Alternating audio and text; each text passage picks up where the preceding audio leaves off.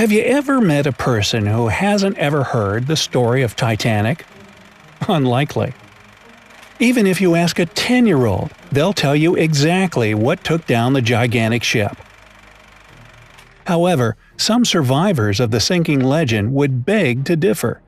Here's one of their stories, and surprise, it has nothing to do with an iceberg. Armenian publicist Vaghinak Byurat was 25 years old in the spring of 1912. He described what happened on his journey to America on the most famous ship in the world in his memoirs. Quick history quiz. Do you remember when the Titanic left the Southampton dock? Did I hear April 10, 1912? Yeah, that's right. Now, back to the story. In 1912, Vaghinak published some books together with his father, a famous Armenian writer. His task was to take the books to America. He had some health problems, so he was denied at the consulate at first, but he got the papers he needed to enter the U.S.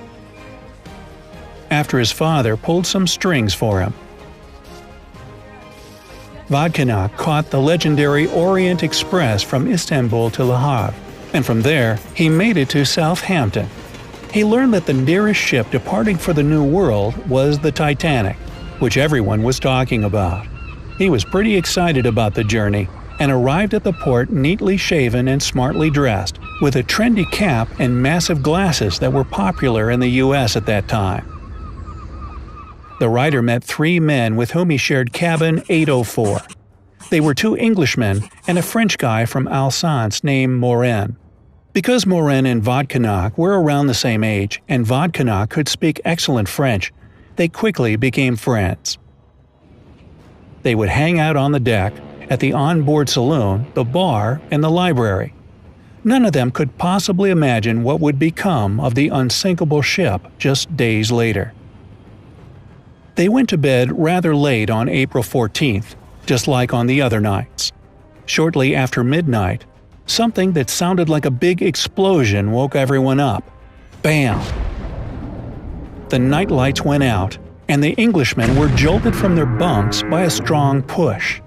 One of them injured his head, and another one his arm.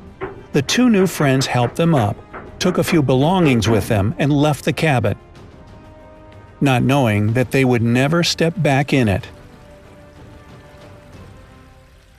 Vaghinak only took his passport and all the cash he had, about $54. It was clear that something was wrong, yet it was quiet in the corridor.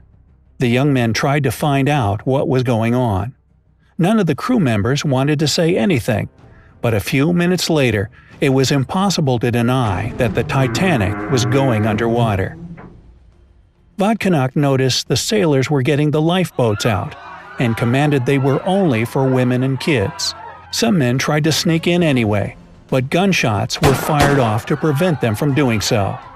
Vaghinak and Morin looked at each other, understanding they had two choices: stay on the sinking ship and say goodbye to their futures, or at least try to save themselves by jumping in the water. Both wanted to live, and both knew they could swim well, so the choice was obvious. Morin managed to get them 2 life vests. Vaghinak put his passport and money in a little bag and tied it around his neck. The Titanic's bow was already underwater by that time. It must have taken them real courage. Imagine you're in the middle of the high seas on a sinking ship, and you know no one will save you right away. A lot of people in this situation wouldn't have dared to take it to the open water. So Vaghinak and Morin jumped and got instantly separated by a sudden wave.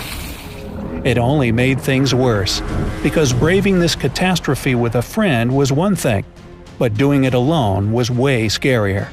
The water in the North Atlantic that night was just below freezing, at a scary 28 degrees Fahrenheit. The young writer felt his arms and legs go numb, and he was understandably getting weaker and weaker every second. He lost the life vest, and now his only hope for survival was a lifeboat. He was about to faint, and it wasn't getting any warmer in the water. Just then, he bumped into something. It was a lifeboat. But if you're hoping for a happy end at this point, I'll have to disappoint you. The boat was so overcrowded, they pushed the young man with a paddle when he tried to stick to the boat. He begged for help, but they refused to show mercy. Their logic was simple. One extra man in that boat could have made it sink, and no one in it would have had a chance for survival. He had to let go of the boat, and what happened after is a miracle. Vaghinak woke up alive on board another ship. That ship was the Carpathia, and it was en route to New York with lucky survivors on board. The writer had a terrible headache and he saw double, but what mattered most is that he escaped from the freezing ocean. How did he do it? He couldn't remember anything. The next evening, the ship made it to New York. Without his passport and money, which he must have lost at some point during the rescue, Vaghinak was taken to the hospital. 12 days later, a woman came into the room, and all she could say through tears was, "Oh, my dear boy." She turned out to be the person who saved Vaghinak. Mrs. Astor was in her 50s, and she told the young man the lifeboat he tried to get into didn't actually leave without him. Mrs. Astor told the sailors that the young man was her son, and she wouldn't let them go without him since she'd already lost her husband on the Titanic. It turned out she kept Vaghinak's passport and money and invited him to visit her when he felt better. After he recovered, the writer was reunited with his family in Boston. He even received all the books he planned to sell in America, since they were traveling on a different ship. Vaghinak lived a long and happy life, and, as a great storyteller, he shared what happened to him many times. Interestingly, he's never mentioned an iceberg hitting the Titanic, and always spoke about an explosion. If what he said was true, something must have caused that huge explosion. It could have been a fire, and quite a lot of people actually believe that theory, saying that coal was burning in the ship's hull. That fire would have started long before the ship's departure, and there was simply no way to put it out. Titanic must have left with the fire still ongoing, and the flames weakening the hull so much it couldn't survive its meeting with the iceberg. Supporters of this theory use pictures of the Titanic leaving the docks for evidence, pointing to a huge dark mark on the hull. Even if that's true, though, it's still not obvious whether the fire led to an explosion, and supporters of this theory don't deny there was an iceberg.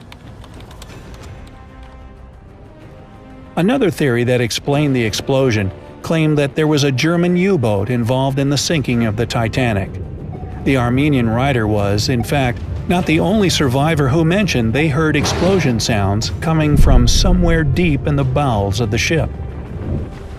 And they'd also claimed they'd seen a searchlight coming from some ship shortly after Titanic had sunk. It wasn't a vessel hurrying to the rescue, so it could have actually been a submarine that surfaced to see what it had done to the legendary ship. This theory is highly unlikely, though, for several reasons. First of all, as you know, the Titanic sank in 1912, which was still a time of peace. No country in the world would dare to kill thousands of people and provoke other countries for no reason. Secondly, a U-boat from Europe couldn't have gone that far in those times, and it couldn't have been stationed in that region either. It simply wouldn't have survived there for a long time. Finally, hitting a target that's moving quickly at nighttime is still a challenge for submariners even today, and it was basically impossible in 1912. It's hard to tell what could have made a man who survived such a tragedy remember things that did or didn't happen. Let's hope that in the future, scientists will be able to explain all the mysteries surrounding the Titanic. So, do you believe an explosion might have killed Titanic, and there was no iceberg at all? Let me know down in the comments. If you learned something new today, then give this video a like and share it with a friend. But hey, don't go anywhere just yet. We have over 2,000 cool videos for you to check out. All you have to do is pick the left or right video, click on it, and enjoy. Stay on the bright side of life.